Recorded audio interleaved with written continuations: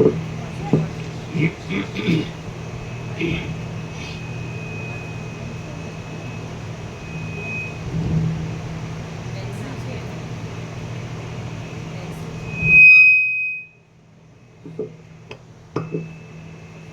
ઓમ ઓમ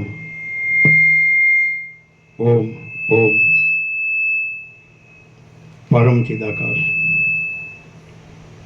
પરમ જ્યોતિ, અખંડ જ્યોતિ, મહાચિદાકાશ, સ્વયં પ્રકાશ, સંપૂર્ણ પ્રકાશ, પૂર્ણ બ્રહ્મ, અનંત તેજગણ, અનંત ચિદગણ, પરમાકાશ, કેવલ, અનંત, શુદ્ધ, તેજગણ,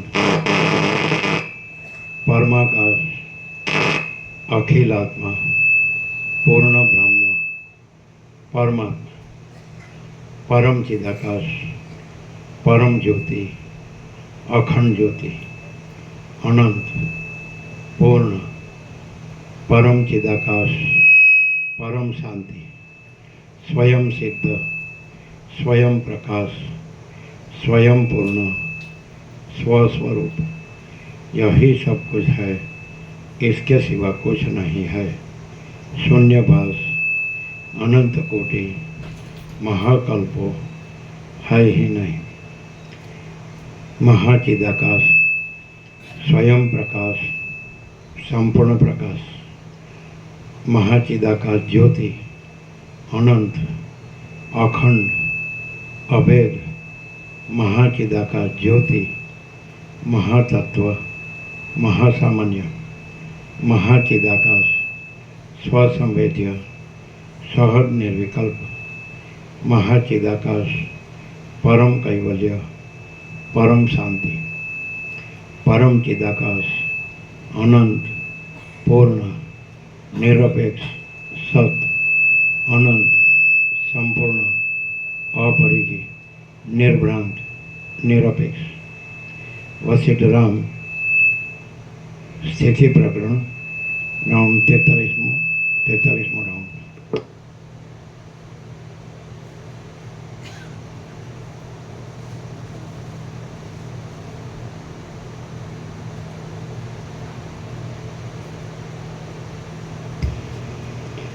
आद्य परब्रह्म सद्गुरु देव की जय।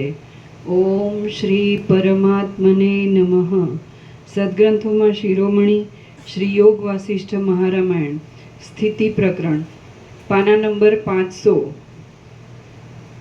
સર્ગ 43મો। અવિવેકથી અનેક યોનિઓની પ્રાપ્તિ અને વિવેકથી મુક્તિ। આ 43મા સર્ગમાં વિવેક આદિના અત્યંત દુર્લભપણાને લીધે જુદી જુદી યોનિઓ પ્રાપ્ત થયાનું અને વિવેક આદિની પ્રાપ્તિથી કેટલાયકને મુક્તિ થયાનું પણ વિસ્તારથી વર્ણન કરવામાં આવશે। વશિષ્ઠ બોલ્યા, હે રામ, આ પ્રમાણે ચૈતન્યની ઉપાધિને લીધે એક જાતના આવિર્ભાવરૂપ જીવો થયા અને તેમનામાં પૂર્વની વાસનાઓને લીધે આકારો કલ્પિત થયા। આ રીતે મહાચૈતન્યમાંથી લાખો અને કરોડો જીવો ઉત્પન્ન થયા છે। જેમ મોટા ધોધમાંથી અસંખ્યાત જળકણો પૂર્વે ઉત્પન્ન થઈ ગયા છે, હમણાં ઉત્પન્ન થાય છે અને હવે પછી પણ ઉત્પન્ન થશે, તેમ મહાચૈતન્યમાંથી અસંખ્યાત જીવો પૂર્વે ઉત્પન્ન થઈ ગયા છે, હમણાં ઉત્પન્ન થાય છે અને હવે પછી પણ ઉત્પન્ન થશે। એ જીવો પોતાની વાસનાઓની દશાઓના આવેશને લીધે આશાઓને વશ થયા છે અને તેમના અંતઃકરણો અતિ વિચિત્ર દશાઓમાં પોતાની મેળે જ બંધાઈ ગયા છે। એ જીવો જળમાંના પરપોટાઓની પેઠે નિરંતર પ્રત્યેક દિશામાં, પ્રત્યેક દેશમાં, પ્રત્યેક જળમાં અને પ્રત્યેક સ્થળમાં જન્મ મરણ પામ્યા કરે છે। આ કલ્પમાં કેટલાયક જીવોનો પહેલો જ જન્મ થયો છે, કેટલાયકના 100થી વધારે જન્મો થયા છે, કેટલાયકના અસંખ્યાત જન્મો થઈ ગયા છે અને કેટલાયકના 2-3 જન્મ થઈ ગયા છે। કેટલાયક જીવો હમણાં જન્મ્યા છે, કેટલાયક આ કલ્પમાં હજી સુધી જન્મ્યા નથી, કેટલાયક જીવન મુક્ત થયા છે અને કેટલાયક વિદેહ મુક્ત પણ થઈ ગયા છે। કેટલાયક જીવો હજારો કલ્પોમાં વારંવાર જન્મવા છતાં પણ એક યોનિમાં જ રહ્યા છે અને કેટલાક બીજી યોનિઓમાં પણ ગયા છે। કેટલાયક જીવો મોટા દુઃખો વેઠ્યા કરે છે, કેટલાયક થોડા સુખવાળા છે, કેટલાયક અત્યંત આનંદ ભોગવે છે અને કેટલાયક સત્યલોકમાં પણ રહ્યા છે. કેટલાયક જીવો ઇન્દ્ર, કિન્નર, ગંધર્વ, વિદ્યાધર, સૂર્ય અને વરુણ રૂપે થયા છે, તો કેટલાયક શિવ, વિષ્ણુ તથા બ્રહ્મા થયા છે. કેટલાક કુષ્માંડ, વેતાળ, યક્ષો, રાક્ષસો અને પિશાચો થયા છે, તો કેટલાક બ્રાહ્મણો, ક્ષત્રિયો, વૈશ્યો અને શૂદ્રો થયા છે. કેટલાક અંત્યજ, ચાંડાળ, ભીલ અને ચમાર થયા છે, તો કેટલાક ખડ, ઔષધિઓ, ફળો તથા મૂળિયા રૂપે તેમજ કેટલાયક પતંગિયા રૂપે થયા છે. કેટલાયક વિચિત્ર લતાઓ, ગુચ્છો અને પથ્થરો રૂપે રહ્યા છે, તો કેટલાયક કદમ, લીંબુ, સાલ, તાડ અને તમાલ રૂપે રહ્યા છે. કેટલાયક જીવો વૈભવોથી ભટકનારા મંત્રીઓ, સામંતો અને રાજાઓ થયા છે, તો કેટલાયક જીવો ફાટેલા વસ્ત્રો પહેરનારા મુનિઓ થયા છે. કેટલાયક જીવો સર્પ, અજગર, કીડા, કરમિયા અને કીડીઓ રૂપે થયા છે, તો કેટલાયક જીવો સિંહ, પાડા, મૃગ, બકરા, ચમરી ગાય અને કાળિયા રૂપે થયા છે. કેટલાયક જીવો સારસ, ચક્રવાક, બગલા, બલાકા અને કોયલ રૂપે થયા છે, તો કેટલાયક જીવો ધોળા કમળ, રાતા કમળ, પોયણા તથા નીલ કમળ રૂપે થયા છે. કેટલાયક જીવો હાથીઓના બચ્ચા, હાથીઓ, સુવર અને ગધેડા પણ થયા છે, તો કેટલાયક જીવો ભમરા, મચ્છર, ધીમેલો અને ડાંસ થયા છે. કેટલાયક જીવો આપદાઓના બળથી દબાઈ ગયા છે, તો કેટલાયક સંપત્તિઓ ભોગવે છે. કેટલાયક સ્વર્ગમાં રહ્યા છે, તો કેટલાયક નરકમાં પડ્યા છે. કેટલાયક જીવો નક્ષત્રોના ચક્રોમાં રહ્યા છે, તો કેટલાયક વૃક્ષોના છિદ્રોમાં રહ્યા છે. કેટલાયક વાયુભૂત થઈને રહ્યા છે, તો કેટલાયક આકાશમાં રહ્યા છે. કેટલાયક જીવો સૂર્યના કિરણોમાં રહ્યા છે, તો કેટલાયક ચંદ્રના કિરણોમાં રહ્યા છે. અને કેટલાયક ખડ, લતા તથા ગુચ્છોના મીઠા રસોમાં રહ્યા છે. કેટલાયક જીવો જીવનમુક્ત થઈને વિચરે છે, તો કેટલાયક કલ્યાણોના પાત્રરૂપ થયા છે. કેટલાયક લાંબા કાળથી વિદેહ મુક્તિ પામ્યા છે, તો કેટલાયક હમણાં જ વિદેહ મુક્તિ પામ્યા છે. કેટલાયક હજી લાંબે કાળે થવાના છે, અને કેટલાયક મુક્તિનો દ્વેષ પણ કર્યા કરે છે. કેટલાયક જીવો મોટી દિશામાં થયા છે, કેટલાયક મોટા વેગવાળી નદીઓ થયા છે. કેટલાયક સુંદર નેત્રોવાળી સ્ત્રીઓ થયા છે. કેટલાયક અર્ધા નપુંસક થયા છે, અને કેટલાયક પૂરા નપુંસક થયા છે. કેટલાયક જીવો ઉત્તમ બુદ્ધિવાળા થયા છે. કેટલાયક અત્યંત જડ બુદ્ધિવાળા થયા છે. કેટલાયક જ્ઞાનનો ઉપદેશ કરનારા થયા છે, અને કેટલાયક સમાધિ ધરીને બેઠા છે. આ રીતે પોતાની વાસનાઓના આવેશથી પરવશ થયેલા જીવો તે વાસનાઓથી બંધનમાં આવી પડેલા હોવાને લીધે ઉપર કહેલી તે સ્થિતિઓમાં પડ્યા છે. જેમ હાથે પછાડેલા દડાઓ કેટલાયક ધરતીમાં જ ફરે છે, કેટલાયક નીચે પડે છે અને કેટલાયક ઊંચે ઉછળે છે, તેમ નિરંતર જેમને મૃત્યુ પછાડ્યા કરે છે તેવા જીવો કેટલાયક પૃથ્વીમાં જ અવતરે છે, કેટલાયક નરકમાં પડે છે અને કેટલાયક સ્વર્ગમાં જાય છે. જેમ પક્ષીઓ એક વૃક્ષ પરથી બીજા વૃક્ષ પર જાય છે, તેમ આશાઓરૂપી સેંકડો પાશોથી બંધાયેલા અને વાસનારૂપ દેહાદિકને ધારણ કરનારા જીવો એક કાયામાંથી બીજી કાયામાં જાય છે. અનંત વિષયોમાં અનંત સંકલ્પોની કલ્પનાને ઉત્પન્ન કરનારી અવિદ્યાને લીધે આ જગતરૂપ મહાન ઇન્દ્રજાળને વિસ્તીર્ણ કરતા મૂળ જીવો જ્યાં સુધી પોતાના નિર્દોષ સ્વરૂપને જોતા નથી, ત્યાં સુધી પાણીમાં ચકરીઓની પીઠે સંસારમાં ભમ્યા કરે છે.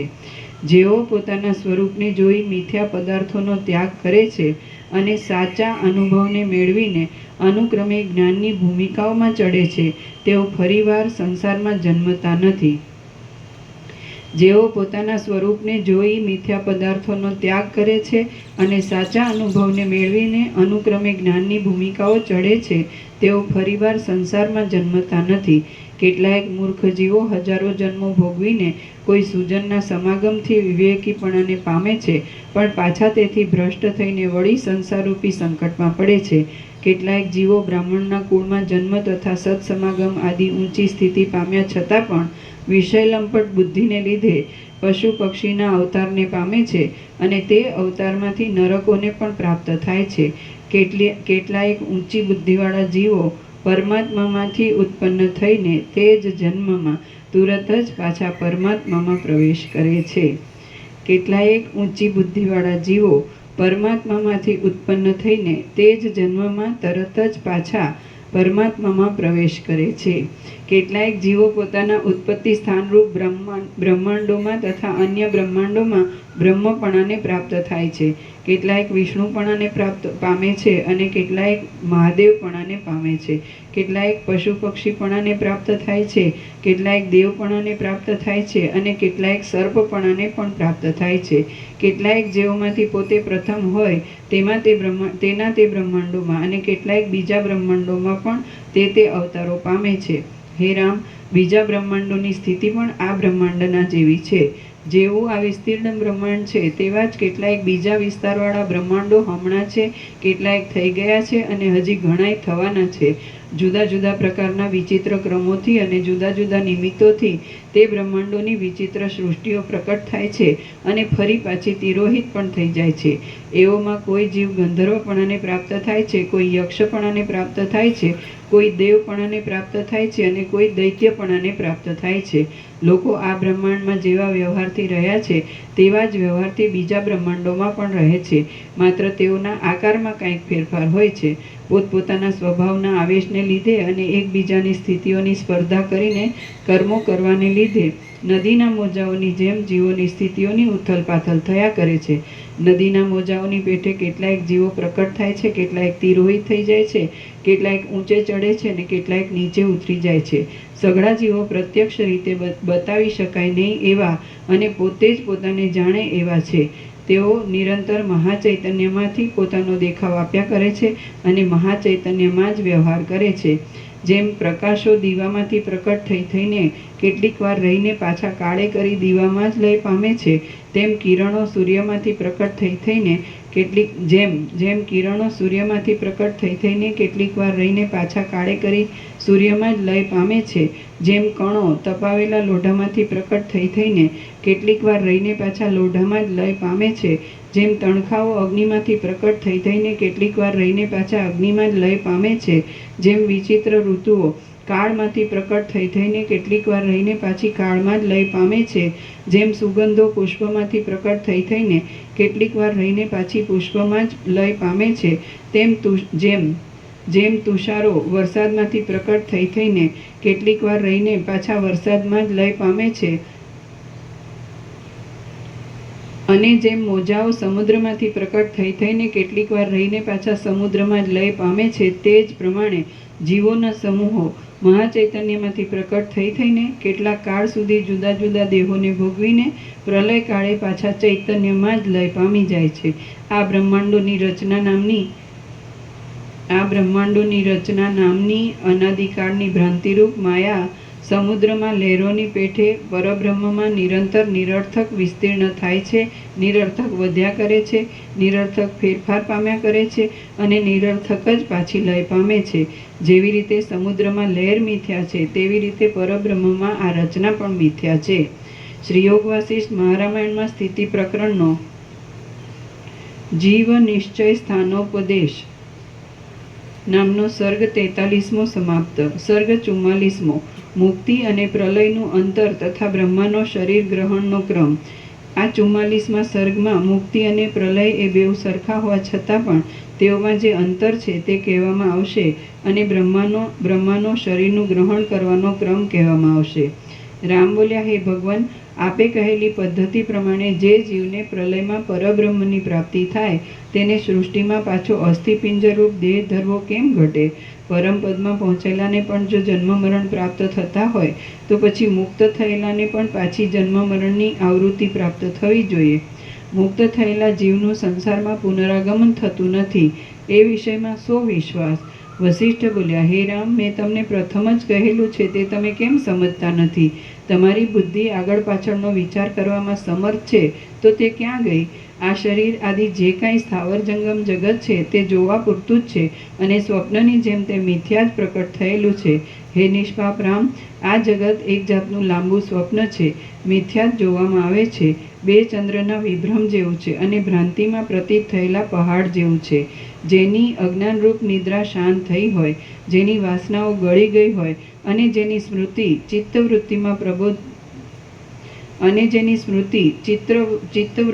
પ્રબોધ ઉત્પન્ન થયો હોય, તે પુરુષ સંસારરૂપી સ્વપ્નને વ્યવહાર દ્રષ્ટિથી જોતો હોવા છતાં પણ જોતો નથી.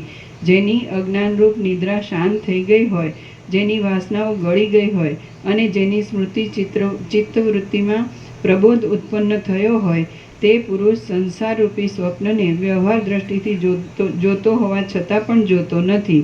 હે રામ, જ્યાં સુધી મોક્ષપદની પ્રાપ્તિ ન થાય ત્યાં સુધી સ્વભાવથી કલ્પાયેલો સંસાર જીવોના મનની અંદર સર્વદા રહે છે. જેમ પાણીની અંદર ચક્રી રહે છે, બીજની અંદર અંકુર રહે છે, અંકુરની અંદર પલ્લવ રહે છે, પલ્લવની અંદર પુષ્પ રહે છે અને પુષ્પની અંદર ફળ રહે છે, તેમ જીવના મનની અંદર દેહ રહે છે. મન ઘણા રૂપવાળું હોવાને લીધે મનમાં કલ્પનારૂપ દેહ રહેવાનો સંભવ જ છે. હે રામ, જો કે મનમાં વાસનાઓ રૂપે ઘણા દેહો રહે છે તો પણ કર્મોના પરિપાકના યોગથી જે સમયે જે દેહ પ્રકટ થવાનો હોય તે સમયે તે દેહનો જ પ્રતિભાસ થાય છે, પણ સઘળા દેહોનો પ્રતિભાસ થતો નથી.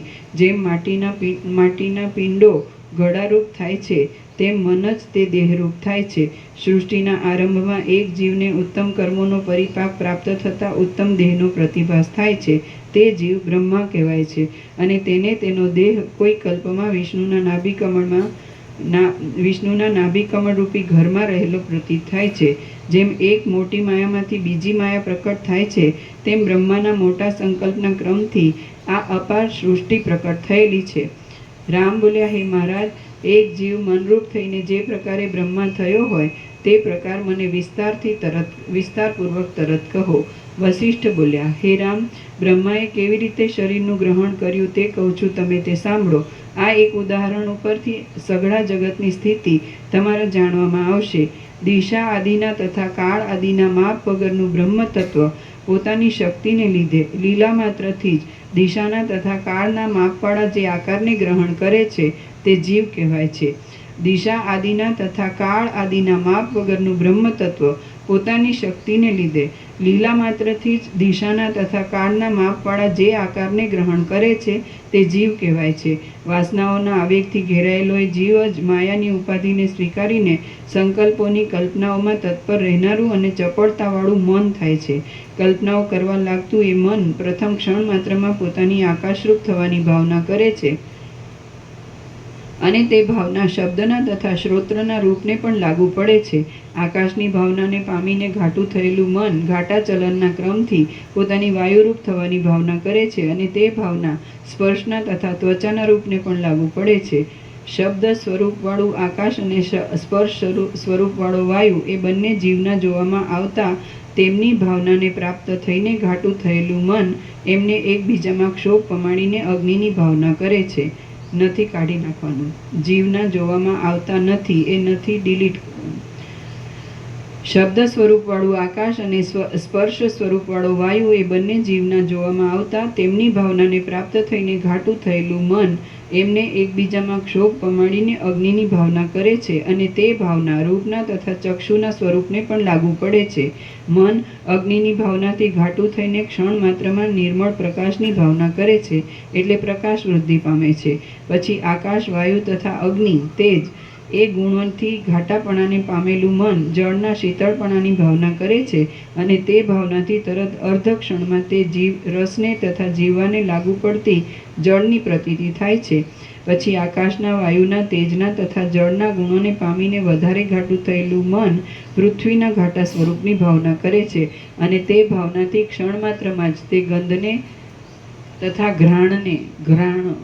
ઘ્રાણને લાગુ પડતી પૃથ્વી બની જાય છે.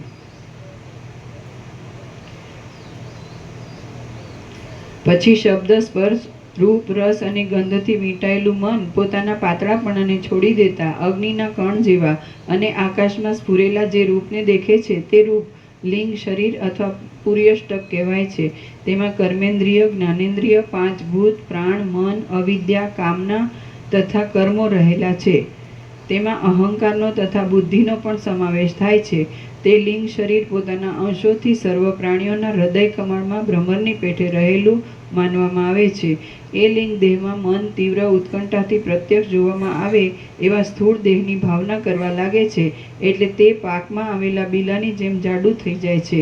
આમ જાડું થતાં જ તે પોતાના સ્વભાવને લીધે આકાશમાં સ્ફુરેલા તેમજ મૂસમાં રહેલા અને પીગળેલા સોના જેવા એક આકારને ગ્રહણ કરી લે છે. પછી મને એ તેજના પુંજ જેવા પોતાના આકારમાં ઊંચે માથાવાળી, નીચે પગવાળી, પડખાઓમાં 2 હાથવાળી અને મધ્યમાં પેટવાળી એક જાતની ભારે ચોક્કસ ભાવના કરે છે અને તેને લીધે પ્રકટ થયેલા અવયવોવાળા તેમજ જ્વાળાઓની પંક્તિઓના જેવા આકારવાળા એક બાળકનો દેખાવ થાય છે. તેના શરીરની રચના મનોરથોમાં બની ગઈ છે. આમ પોતાની વાસનાઓના આવેગથી એ મનોમય બાળકના અંગો રચાયા છે.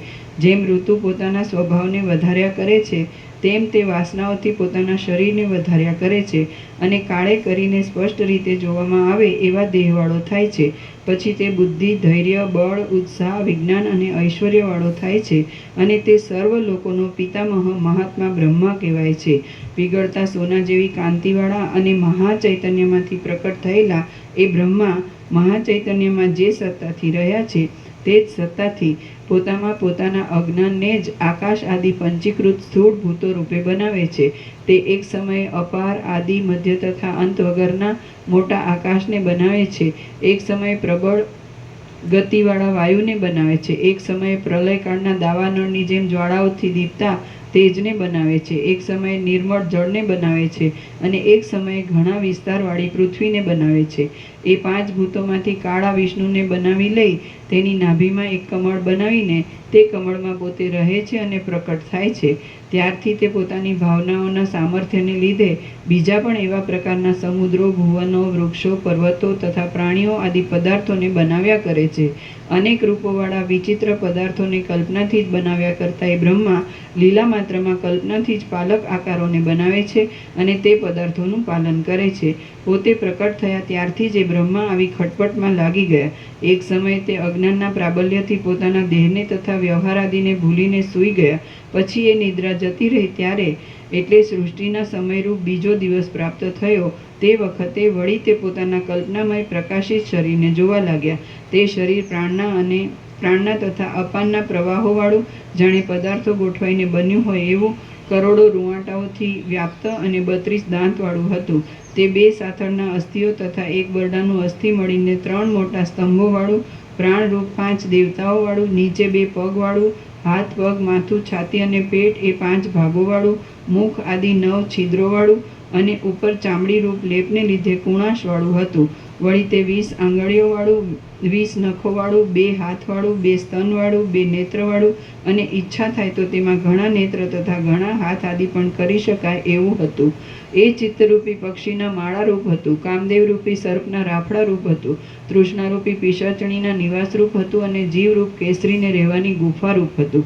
તે અભિમાનરૂપી હાથીને બંધાવાના ખીલારૂપ હતું. હૃદયરૂપી કમળથી શોભિતું હતું અને અત્યંત સુંદરતાવાળું હતું. પોતાના આવા ઉત્તમ શરીરને જોઈને ત્રિકાલ જ્ઞાની ભગવાન બ્રહ્મા વિચાર કરવા લાગ્યા કે આ શ્યામતાવાળા અપાર અને અનંત એવા આકાશમાં પહેલું શું હતું? આમ વિચારતા જ બ્રહ્માને તરત તે વિષયનું સ્પષ્ટ જ્ઞાન પ્રાપ્ત થયું. તે પ્રાપ્ત થતાં જ આગળ થઈ ગયેલી અનેક સૃષ્ટિઓ તેમના ધ્યાનમાં આવી અને તેમને અનુક્રમે સઘળા જીવોના પુણ્ય પાપોનું પણ સ્મરણ થયું. પછી જેમ વસંત ઋતુ પુષ્પો પ્રકટ કરે છે, તેમ બ્રહ્માએ જાણવામાં આવેલા વેદોના આધારથી વિચિત્ર પ્રકારના સંકલ્પ વારંવાર કરીને લીલા માત્રમાં પ્રજાઓને પ્રકટ કરી. જેમ અનેક આચાર વિચારવાળા ગંધર્વનગરને ઉત્પન્ન કરે, તેમ બ્રહ્માએ પ્રજાઓને ઉત્પન્ન કરી.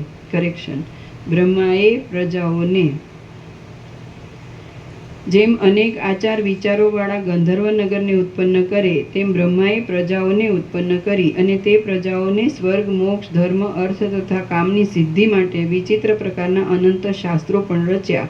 હે રામ, આ રીતે જેમ વસંત ઋતુમાં પુષ્પોની શોભા પ્રકટ થાય છે, તેમ બ્રહ્મારૂપ મનમાંથી આ સઘળી સૃષ્ટિ પ્રકટ થયેલી છે. હે રામ, આ જગતમાં બ્રહ્માનું રૂપ ધરનારું એ મન જ છે. વળી એ મનને જ કલ્પના માત્રથી જ અનેક પ્રકારની રચનાઓવાળા ક્રિયાઓના વિલાસો ઉત્પન્ન કરીને સૃષ્ટિની શોભાને વિલક્ષણ સ્થિતિ આપી છે. શ્રી યોગ વાસિષ્ઠ મહારામાયણમાં સ્થિતિ પ્રકરણનો સંસારાવતરણ પ્રતિપાદનોપદેશ નામનો સર્ગ 44મો સમાપ્ત. સર્ગ 45મો. જગત સ્વસત્તાથી નથી પણ બ્રહ્મની સત્તાથી છે. આ 45માં સર્ગમાં જગત બ્રહ્મની સત્તાથી છે અને પોતાની સત્તાથી નથી એમ નિરૂપણ કરવામાં આવશે. વશિષ્ઠ બોલ્યા, હે રામ, આ જગત થયું પણ છે અને કાંઈ પણ થયું નથી, કારણ કે તે શૂન્ય જ છે, દેખાવ માત્ર જ છે અને માત્ર મનના વિલાસ રૂપ જ છે. આ બ્રહ્માંડ મોટા રૂપવાળું છે, છતાં પણ આકાશની પેઠે તે શૂન્ય છે.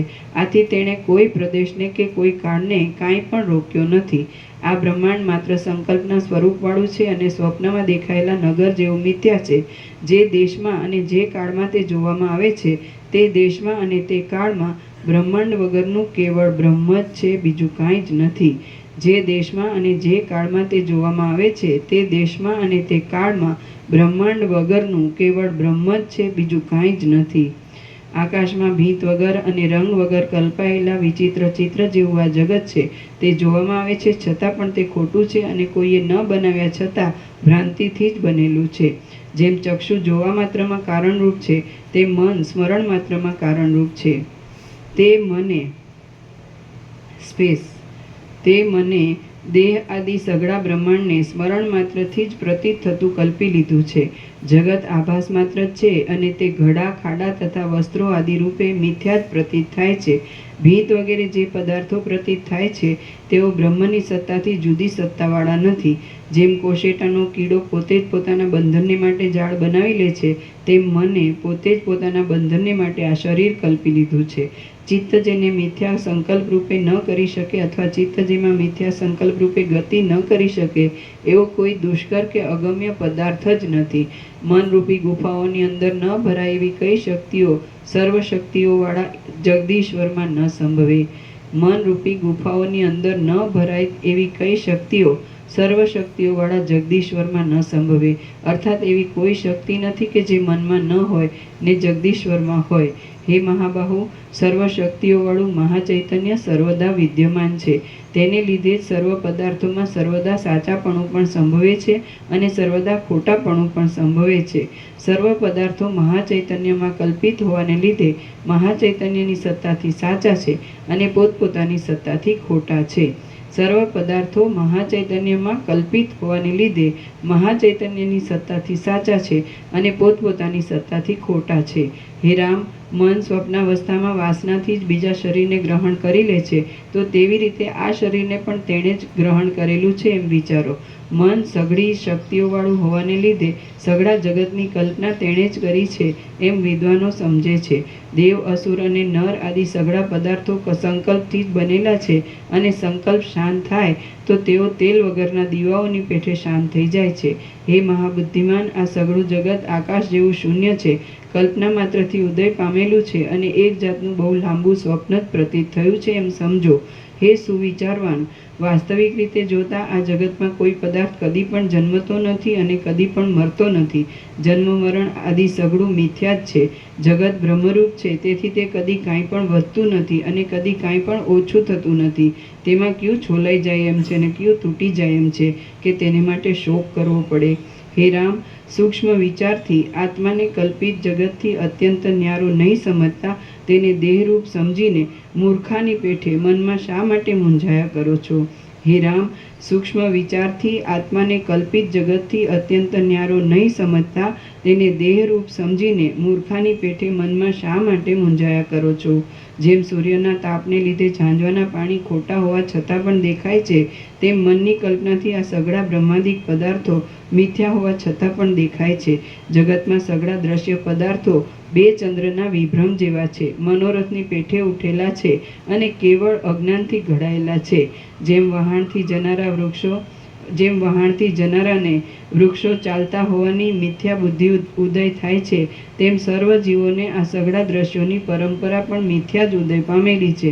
આ જગત એક જાતની ઇન્દ્રજાળ છે, માયાએ રચેલા પાંજરારૂપ છે, મનની કલ્પનાથી એ બનેલું છે અને ખોટું હોવા છતાં સાચા જેવું પ્રતીત થાય છે એમ સમજો. આ જે સઘળું જગત છે તે બ્રહ્મ જ છે, માટે તેમાં ભેદનો સંભવ જ ક્યાંથી હોય? ભેદ જ કેવો હોય અને તે ભેદ ક્યાં રહે? આ પર્વત છે ને આ વૃક્ષ છે, એવી રીતે ભારે આડંબરવાળો આ વિભ્રમ ખોટો હોવા છતાં પણ મનની ભાવનાની દ્રઢતાને લીધે સાચા જેવો જણાય છે. હે રામ, આ જગત વિચાર વગરના પુરુષને અનેક જન્મોમાં ભમાવે એવું છે. માટે કામના સહિત, તૃષ્ણા સહિત અને કલ્પના સહિત એ જગતની ભાવનાને છોડી દઈને નિષ્પ્રપંચ આત્મ સ્વરૂપની જ ભાવના કરો. હે રામ, આ જગત વિચાર વગરના પુરુષને અનેક જન્મોમાં ભમાવે એવું છે. માટે કામના સહિત, તૃષ્ણા સહિત અને કલ્પના સહિત એ જગતની ભાવનાને છોડી દઈને નિષ્પ્રપંચ આત્મ સ્વરૂપની જ ભાવના કરો.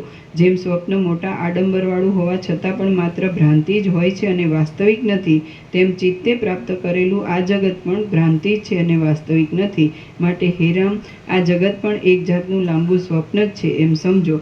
આ સંસારનો આડંબર માત્ર દેખાવમાં જ રમણીય છે, તે મિથ્યા જ છતાં ગ્રહણ કરવામાં આવે છે અને આશાઓ રૂપી ઝેરી નાગણીઓના રાફડા રૂપ છે. માટે તેને છોડી દો. આ જગત મિથ્યા જ છે એમ જાણીને તેમાં રુચિ જ રાખો નહીં. સમજુ પુરુષ ઝાંઝવાના પાણીને જાણ્યા પછી તે માટે દોડતો જ નથી. જે મૂઢ બુદ્ધિવાળો પુરુષ પોતાના સંકલ્પથી ઉઠેલી મનોરાજ્યની લક્ષ્મીને સાચી માનીને તેને અનુસર્યા કરે છે, જે મૂઢ બુદ્ધિવાળો પુરુષ પોતાના સંકલ્પથી ઉઠેલી મનોરાજ્યની લક્ષ્મીને સાચી માનીને તેને અનુસર્યા કરે છે, તે પુરુષ દુઃખોનું પાત્ર જ બને છે. સાચી વસ્તુ ન હોય તો લોકો ભલે ખોટી વસ્તુ ઉપર દોડ કરે, પણ જે પુરુષ સાચી વસ્તુને ત્યજી દઈને ખોટી વસ્તુ ઉપર દોડ કરે છે તે નાશ જ પામે છે. સાચી વસ્તુ ન હોય તો લોકો ભલે ખોટી વસ્તુ ઉપર દોડ કરે, પરંતુ જે પુરુષ સાચી વસ્તુને ત્યજી દઈને ખોટી વસ્તુ ઉપર દોડ કરે છે તે નાશ જ પામે છે. જેમ રજ્જુમાં સર્પનો ભય મનના વ્યામોહ રૂપ જ છે, તેમ આ જગત પણ મનના વ્યામોહ રૂપ જ છે. કેવળ વાસનાઓની વિચિત્રતાને લીધે લાંબા કાળથી જગત દેખાયા કરે છે. જગતના પદાર્થો જળની અંદરના ચંદ્રના પ્રતિબિંબની પેઠે મિથ્યા ઉદય પામેલા છે. તેઓ ચંચળ છે. મૂર્ખ જ તેનાથી ઠગાય, પણ તમારા જેવા તત્વવેત્તાએ તેનાથી ઠગાવવું જોઈએ નહીં. જે પુરુષ આ સંસારની ભાવનાથી સુખ મળવાનું માનતો હોય તે પુરુષને માત્ર અગ્નિની ભાવનાથી ટાઢ મટ્યાનું માનનારા જેવો મૂર્ખ જ સમજવો જોઈએ. જે પુરુષ આ સંસારની ભાવનાથી સુખ મળવાનું માનતો હોય તે પુરુષને માત્ર અગ્નિની ભાવનાથી જ ટાઢ મટ્યાનું માનનારા જેવો મૂર્ખ જ સમજવો જોઈએ. જેમ મનની કલ્પનાને લીધે હૃદયમાં ખોટું નગર પણ જોવામાં આવે છે, તેમ આ વિસ્તીર્ણ જગતરૂપી ખોટું જળ પિંજર પણ મનની કલ્પનાથી જ જોવામાં આવે છે. આ જગત મનના રાગથી ઉદય પામે છે અને મનના રાગનો નાશ થતાં જ તે નાશ પામે છે. આ જગત ગંધર્વનગરની જેમ ખોટી રીતે વૃદ્ધિ પામેલું પ્રતીત થાય છે. આથી હે રામ, આ જગતનો નાશ થઈ જાય છે તો કશી હાનિ થવાની નથી, અને આ જગત વૃદ્ધિ પામે તો તેથી કશો લાભ પણ થવાનો નથી. હૃદયમાં મનની કલ્પનાથી ઉદ્ભવેલું મોટું નગર ભાંગી જાય તો કોનું શું ઘટી જાય છે, અને વૃદ્ધિ પામે તો કોનું શું વધી જાય છે. જેમ બાળકો રમકડાઓમાં પુત્ર આદિની કલ્પના કરી લે છે, તેમ મહાચૈતન્યમાં આ જગતના પ્રવાહની કલ્પના મન વડે જ કલ્પાયેલી છે. જેમ ઇન્દ્રજાળનું જળ ભ્રષ્ટ થઈ જાય અથવા નષ્ટ થઈ જાય તો કોઈનું કાંઈ જતું નથી, તેમ આખો સંસાર પણ ભ્રષ્ટ થઈ જાય અથવા નષ્ટ થઈ જાય તો પણ કોઈનું કાંઈ જતું નથી. જે ખોટું હોય તે નષ્ટ થઈ જાય તો તેથી કોઈને કશી હાનિ થતી નથી. તો આ સંસાર પણ ખોટો છે, માટે તેના નાશથી કશી હાનિ માનવી નહીં. આ સંસાર એ રીતે મિથ્યા જ છે, માટે તેમાં કોઈ પણ પદાર્થ માટે હર્ષ કે શોક કરવો યોગ્ય નથી. હે મોટી બુદ્ધિવાળા રામ, જે પદાર્થ અત્યંત ખોટો જ છે તેમાંથી શું જતું રહેવાનું છે? આમ જ્યારે કશી જ હાનિ થવાની નથી ત્યારે દુઃખ આવવાનો પણ શો પ્રસંગ છે? સઘળા જગતને બ્રહ્મરૂપે ગણીને અત્યંત સત્ય માનીએ તો પણ જે વસ્તુ અત્યંત સત્ય છે તેમાંથી કશું જતું નથી કે તેમાં કશું આવતું નથી.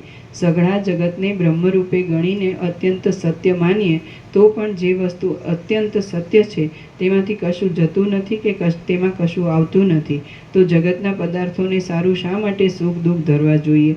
અથવા હે મહામતી, નામ રૂપોને લઈને જગતને અત્યંત અસત્ય માનીએ તો જે વસ્તુ અત્યંત અસત્ય છે તેમાં કશો અંશ વધવાનો સંભવ નથી. માટે જગત સંબંધી સુખોની વૃદ્ધિથી જ હર્ષ ધરવાનો શો પ્રસંગ છે? ખોટી ખટપટ કરાવનારો આ સંસાર અત્યંત ખોટો જ છે. તેમાં ગ્રહણ કરવા યોગ્ય એવી શી વસ્તુ છે કે જ્ઞાની પુરુષને તેની ઈચ્છા થાય? ખોટી ખટપટ કરાવનારો આ સંસાર અત્યંત ખોટો જ છે. તેમાં ગ્રહણ કરવા યોગ્ય એવી શી વસ્તુ છે કે જ્ઞાની પુરુષને તેની ઈચ્છા થાય? તેમજ બ્રહ્મમાં કલ્પિત હોવાને લીધે કેવળ બ્રહ્મમય જ હોવાથી સંસાર અત્યંત સત્ય પણ છે. તેમજ બ્રહ્મમાં કલ્પિત હોવાને લીધે કેવળ બ્રહ્મમય જ હોવાથી સંસાર અત્યંત સત્ય પણ છે. તો અત્યંત સત્ય પદાર્થમાં એવું શું ત્યજી દેવા યોગ્ય હોય કે જ્ઞાની પુરુષો તેને ત્યજી દે? મિથ્યા સંસારમાં ગ્રહણ કરવા યોગ્ય કે ત્યજી દેવા યોગ્ય કાંઈ છે જ નહીં. જગત અત્યંત અસત્ય છે તો પણ તેમાં કશાને માટે સુખ કે દુઃખ ધરવાનો અવકાશ નથી, અને જગત અત્યંત સત્ય છે તો પણ તેમાં કશાને માટે સુખ દુઃખ ધરવાને અવકાશ નથી. જ્ઞાની પુરુષને દુઃખો પહોંચતા જ નથી, પણ મૂર્ખ તો જગત સંબંધી ઇષ્ટ પદાર્થના વિનાશથી બહુ દુઃખ પામે છે. હે રામ, જે પદાર્થ આદિમાં પણ ન હોય તથા અંતમાં પણ ન હોય તે પદાર્થ મધ્યમાં પણ હોતો નથી. એ નિયમ પ્રમાણે જે પુરુષ જગતને ખોટું ધારે છે તેને જગત ખોટું જ જોવામાં આવે છે. જગત પોતાના નામ રૂપાત્મક અંશોથી આદિમાં તથા અંતમાં નહીં હોવાથી મધ્યમાં પણ નથી જ. જે પદાર્થ આદિમાં પણ સત્ય હોય તથા અંતમાં પણ સત્ય હોય તે પદાર્થ મધ્યમાં પણ સત્ય હોય છે. એ નિયમ પ્રમાણે જે પુરુષ સર્વ જગતને સાચું ધારે છે તેને જગત સાચું જ જોવામાં આવે છે. કલ્પિત જગત પોતાના અધિષ્ઠાન પરબ્રહ્મ રૂપે સર્વદા સત્ય જ છે. હે રામ, જળમાં પ્રતિબિંબ રૂપે જે ચંદ્ર તથા આકાશ આદિ જોવામાં આવે છે તેને મૂઢપણાવાળા બાળકો જ લેવાની ઈચ્છા કરે છે, પણ મનુષ્યો કદી પણ તેને લેવાની ઈચ્છા કરતા નથી.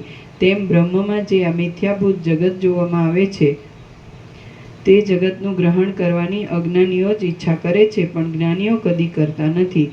દેખવામાં મોટા આકારવાળા પણ સત્યતા વગરના પ્રયોજો નથી. દેખવામાં મોટા આકારવાળા પણ સત્યતા વગરના પ્રયોજનોથી બાળક સંતોષ પામે છે, પણ તે સંતોષ પરિણામે દુઃખને અર્થે જ થાય છે અને સુખને માટે થતો નથી. આથી હે કમળલોચન રામ, તમે મિથ્યાભૂત જગતના પદાર્થોથી સંતોષ પામવામાં બાળક સમાન થાઓ નહીં, પણ અવિનાશી પદને જોઈને નિત્ય તથા સ્થિર સુખનો જ આશ્રય કરો. મારા દેહ સહિત આ સઘળું જગત વાસ્તવિક રીતે છે જ નહીં એવો નિશ્ચય રાખીને તમે દેહાદિના વિનાશ માટે કશો શોક રાખો નહીં. તેમજ મારા દેહ સહિત આ સઘળું જગત વાસ્તવિક રીતે બ્રહ્મની સત્તાથી જુદી સત્તાવાળું નથી, અને જે બ્રહ્મ છે તે હું જ છું એવો નિશ્ચય રાખીને તમે ફરીવાર જન્મ મરણની ચિંતા પણ રાખો નહીં. વાલ્મીકી મુનિએ ભરદ્વાજને આટલે સુધી કથા કહી.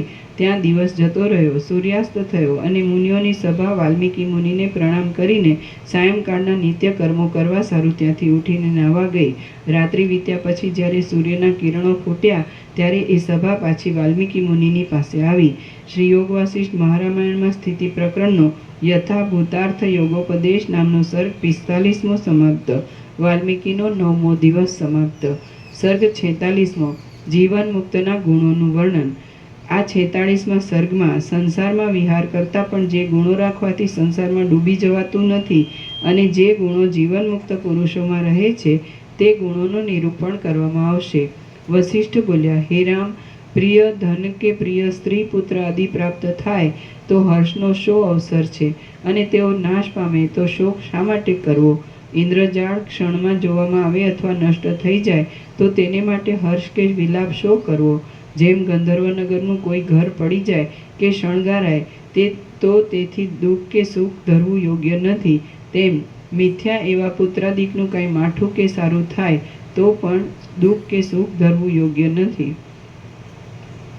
પ્રિય ધન કે પ્રિય સ્ત્રી પુત્રાદિક વૃદ્ધિ પામે તો તેમાં હર્ષનો શો પ્રસંગ છે?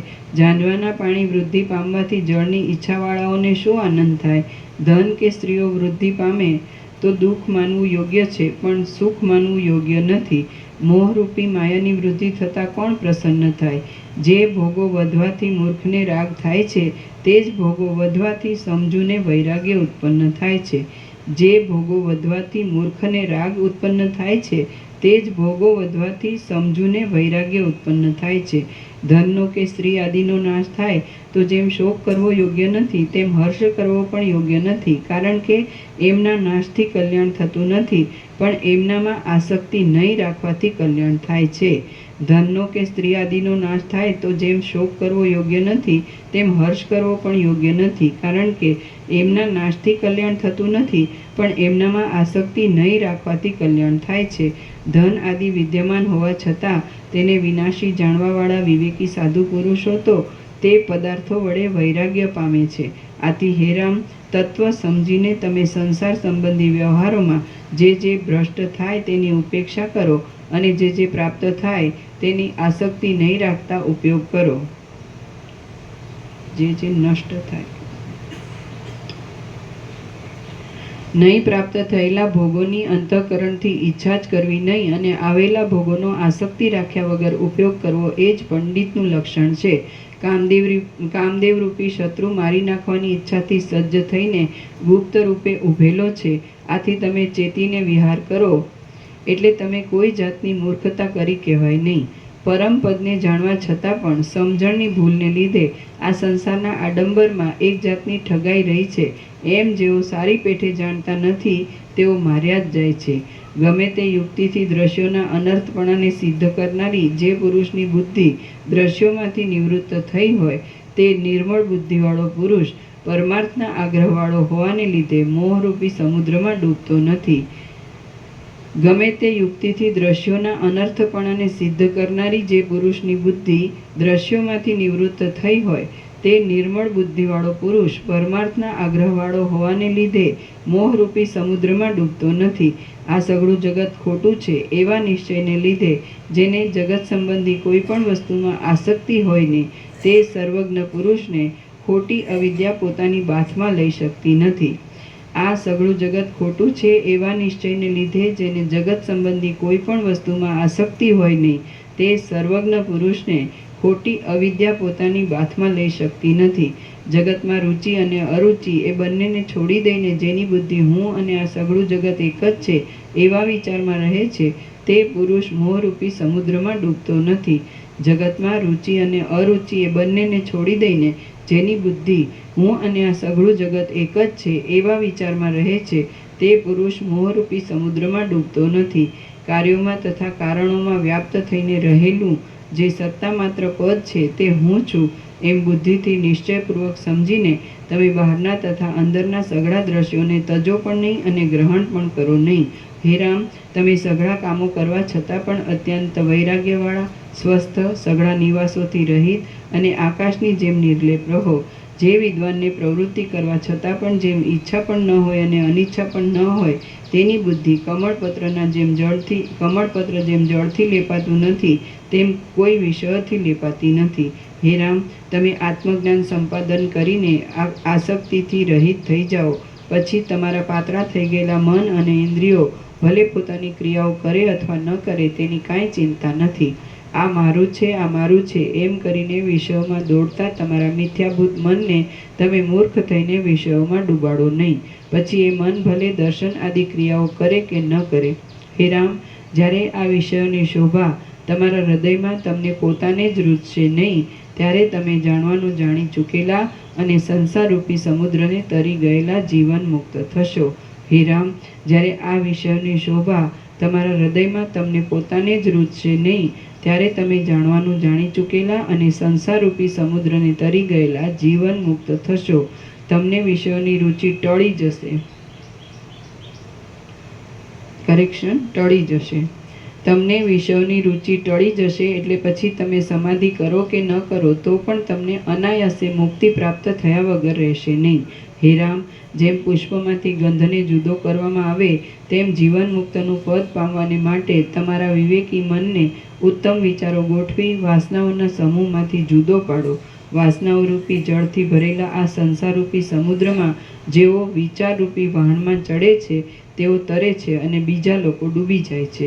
વાસનાઓરૂપી જળથી ભરેલા આ સંસારરૂપી સમુદ્રમાં જેઓ વિચારરૂપી વહાણમાં ચડે છે તેઓ તરે છે અને બીજા લોકો ડૂબી જાય છે.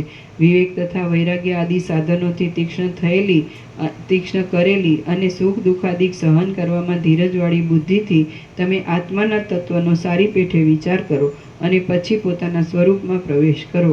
હે રામ, તત્વને જાણનારા અને જ્ઞાનથી સંપન્ન ચિત્તવાળા વિદ્વાન પુરુષો જેમ વિહાર કરે છે તેમ વિહાર કરવો યોગ્ય છે પણ મૂઢ પુરુષોની જેમ વિહાર કરવો યોગ્ય નથી.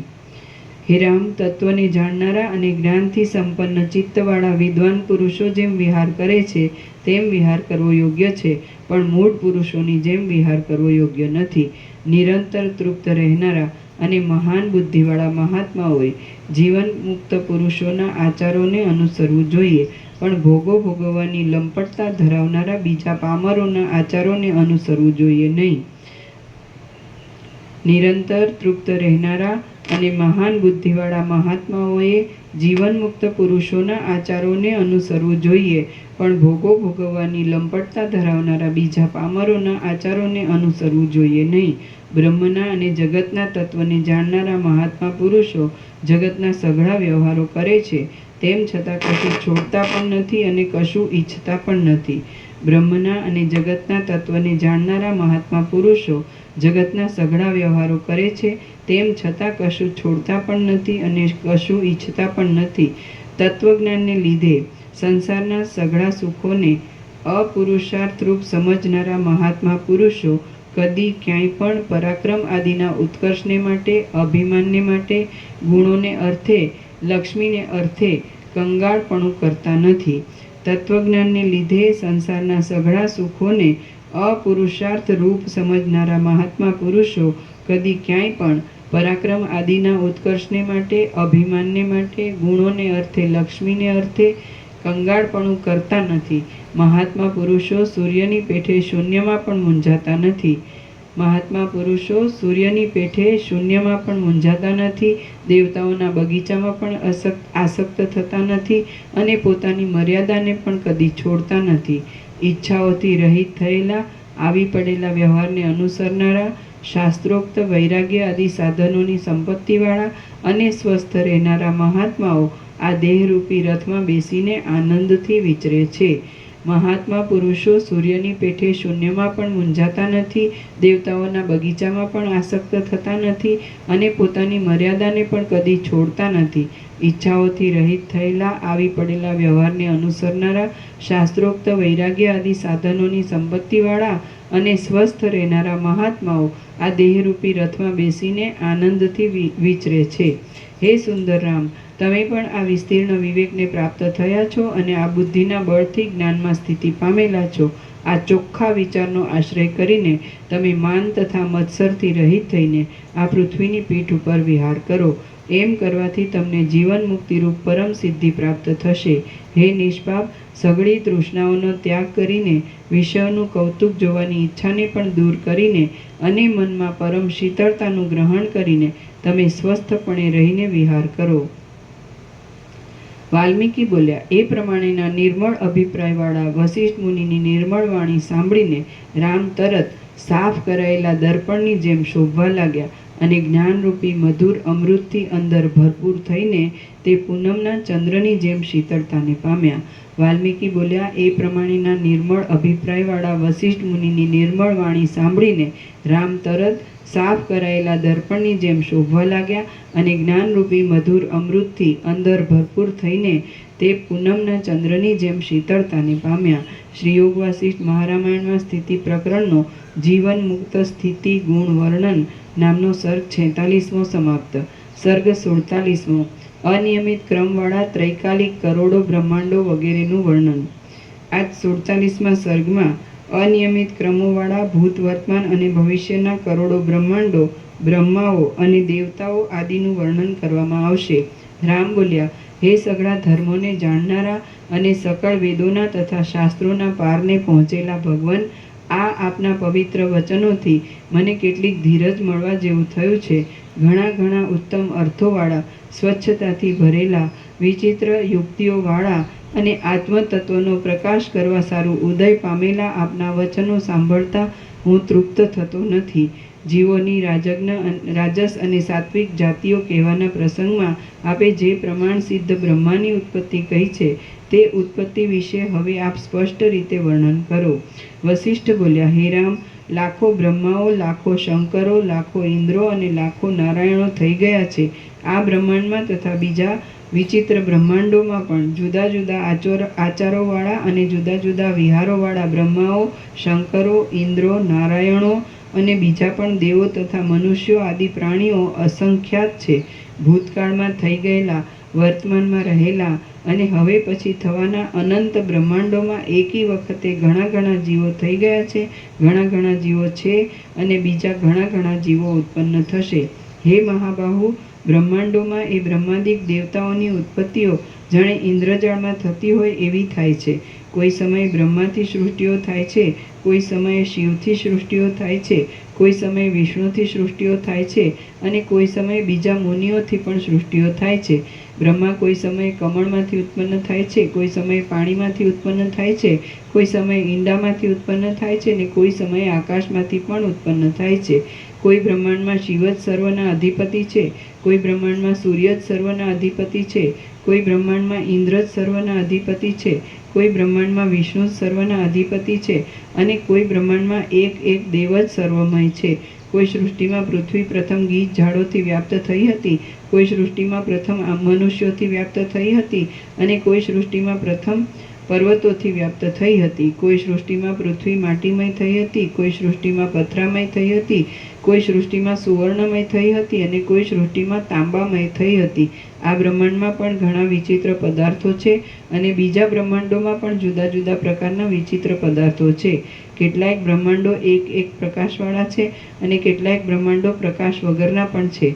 જેમ મહાસાગરમાં અનંત તરંગો પ્રકટ થાય છે અને અનંત તરંગો તિરોહિત થઈ જાય છે, તેમ આ બ્રહ્મ તત્વરૂપી મોટા આકાશમાં અનંત બ્રહ્માંડો પ્રકટ થાય છે અને અનંત બ્રહ્માંડો તિરોહિત થઈ જાય છે. જેમ મહાસાગરમાં અનંત તરંગો પ્રકટ થાય છે અને અનંત તરંગો તિરોહિત થઈ જાય છે, તેમ આ બ્રહ્મ તત્વરૂપી મોટા આકાશમાં અનંત બ્રહ્માંડો પ્રકટ થાય છે અને અનંત બ્રહ્માંડો તિરોહિત થઈ જાય છે. જેમ સમુદ્રમાં તરંગો થાય છે, નિર્જળ પ્રદેશમાં ઝાંઝવાના પાણી થાય છે અને આંબામાં મોર થાય છે, તેમ પરબ્રહ્મમાં બ્રહ્માંડો થાય છે. સૂર્યના કિરણોમાં દેખાતા ઝીણા ઝીણા રજકણો કોઈ કાળે ગણી પણ શકાય, પરંતુ બ્રહ્મ તત્વમાં જે ચપળ આકારવાળા બ્રહ્માંડોના સમૂહો પ્રકટ થાય છે, તેમની કોઈ કાળે પણ ગણના થઈ શકે એમ નથી. જેમ વર્ષા આદિ ઋતુઓમાં આકુળ વ્યાકુળ મચ્છરોના સમૂહો ઉત્પન્ન થઈને પાછા નષ્ટ થઈ જાય છે, તેમ પરબ્રહ્મમાં આકુળ વ્યાકુળ બ્રહ્માંડોના સમૂહો વારંવાર ઉત્પન્ન થઈને પાછા નષ્ટ થઈ જાય છે. જેમના આવિર્ભાવ અને તિરોભાવ નિરંતર થયા કરે છે, તેવી આ સૃષ્ટિઓની પરંપરાઓ કયા કાળથી આરંભાયેલી છે એ જાણવામાં આવતું નથી. જેમના પ્રથમ આરંભનો કાળ જ ધારી શકાતો નથી, તેવી આ સૃષ્ટિઓ સમુદ્રમાં તરંગોની જેમ પરબ્રહ્મમાં સ્ફુરે છે. હમણાંની સૃષ્ટિઓની પહેલાં બીજી સૃષ્ટિઓ હતી, બીજી સૃષ્ટિઓની પહેલાં ત્રીજી સૃષ્ટિઓ હતી અને ત્રીજી સૃષ્ટિઓની પહેલાં ચોથી સૃષ્ટિઓ હતી. એવી રીતે સૃષ્ટિઓ કેટલી થઈ તથા તેઓમાં પહેલી કઈ થઈ એ વિશે કોઈ જાતનો નિર્ણય જ નથી. જેમ નદીમાં તરંગો થઈને લીન થઈ જાય છે, તેમ પરબ્રહ્મમાં સૂર અસુર તથા મનુષ્ય સહિત સગળી પ્રાણીઓની જાતિઓ થઈને પાછી લીન થઈ જાય છે. જેવું આ બ્રહ્માંડ છે તેવા જ હજારો બ્રહ્માંડોની હજારો પંક્તિઓ જેમ વર્ષોમાં ઘડીઓ ક્ષય પામી જાય છે તેમ ક્ષય પામી ગયેલી છે. આ વિસ્તીર્ણ હૃદયાકાશમાં રહેલા વર્તમાન કાળમાં પણ બીજા ઘણા ઘણા બ્રહ્માંડો છે. જેમ આકાશમાં ધ્વનિઓ થઈને પાછા નષ્ટ થઈ જાય છે, તેમ બ્રહ્મમાં અનેક બ્રહ્માંડો થઈને પાછા નષ્ટ થઈ જાય છે. કેટલાક બ્રહ્માંડો હવે પછી પણ ઉત્પન્ન થશે અને તેઓ પાછા એમ જ નષ્ટ થઈ જશે. જેમ માટીના સમૂહમાં ભવિષ્યમાં બનનાર ઘડાઓ રહ્યા છે અને અંકુરમાં ભવિષ્યમાં થનાર પલ્લવો રહ્યા છે, તેમ બ્રહ્મમાં અનેકાનેક ભવિષ્યમાં ઉત્પન્ન થનારા બ્રહ્માંડો પણ રહ્યા છે. જ્યાં સુધી સૂક્ષ્મ બુદ્ધિથી વિચાર કરીને આ સઘળું કાંઈ જ નથી એમ બાદ કરવામાં નહીં આવે, ત્યાં સુધી પરબ્રહ્મરૂપ આકાશમાં મોટા આકારોવાળા તથા મોટા વિકારોવાળા બ્રહ્માંડો થયા કરશે. જ્યાં સુધી સૂક્ષ્મ બુદ્ધિથી વિચાર કરીને આ સઘળું કાંઈ જ નથી એમ બાદ કરવામાં નહીં આવે, ત્યાં સુધી પરબ્રહ્મરૂપ આકાશમાં મોટા આકારોવાળા તથા મોટા વિકારોવાળા બ્રહ્માંડો થયા કરશે. આ સઘળી સૃષ્ટિઓને અજ્ઞાનીઓએ કલ્પી કાઢી છે. તે આકાશની વેલની જેમ વિસ્તાર પામે છે, તે ઉગે છે અને આથમે છે. તે સાચી પણ નથી તેમ ખોટી પણ નથી, પરંતુ અનિર્વચનીય છે. આ સઘળી સૃષ્ટિઓ તરંગોની પેઠે વારંવાર દેખાઈને તરત નાશ પામતી જાય છે. સર્વ બ્રહ્માંડોની સૃષ્ટિઓ વિચિત્ર આકારોવાળી છે, પ્રાણીઓની વિચિત્ર ચેષ્ટાઓવાળી છે, વિચિત્ર વિકારોવાળી છે અને વિચિત્ર રૂપોવાળી છે. પણ તેમ છતાં જેમ સૃષ્ટિઓ એના સંકલ્પ પ્રાણીથી જુદી નથી, તેમ સઘળા બ્રહ્માંડોની સઘળી સૃષ્ટિઓ આત્મતત્વથી જુદી નથી, એમ તત્વવેત્તાઓનો સિદ્ધાંત છે. મૂર્ખ લોકો તો જેમ વાદળામાંથી વૃષ્ટિઓ આવે છે તેમ ઈશ્વરમાંથી આ સૃષ્ટિઓ આવે છે એમ માને છે. જેમ શીમળા નામના ઝાડની શીરાઓ, શાખાઓ, પાંદડાઓ અને ગાંઠો શીમળાથી ભિન્ન નથી, તેમ વિદ્વાનોના જોવામાં આવતી